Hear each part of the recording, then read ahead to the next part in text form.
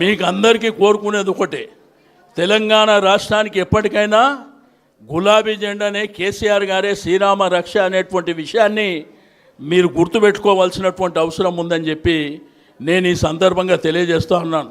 మాట్లాడుతుర్రు, గట్టిగా మాట్లాడుతుర్రు, పోలీసులు పెడుతుర్రు, ఇష్టం ఉన్నట్టు రౌడీజం చేస్తుర్రు. సరే, ఎవరికి శాశ్వతం కాదు. రౌడీజం, గుండాయిజం మనకు కూడా తెలిసిందే కదా. తెలంగాణ ఉద్యమ పోరాటంలో అనేకమైనటువంటి పోరాటాలు చేసి కేసులతోని జైల్లోకి పోయినటువంటి పార్టీ కదా ఇది. కాబట్టి దేనికి భయపడవలసినటువంటి అవసరం లేదు.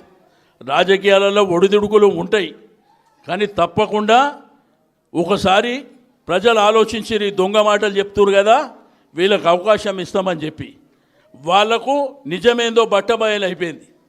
తిరిగి కేసీఆర్ గారు వస్తే 15-20 సంవత్సరాల వరకు తిరిగి ఈ రాష్ట్రంలోనే గులాబీ జెండా ఉంటుందనేటువంటి విషయాన్ని మనం గుర్తుపెట్టుకోవాల్సినటువంటి అవసరం ఉంది.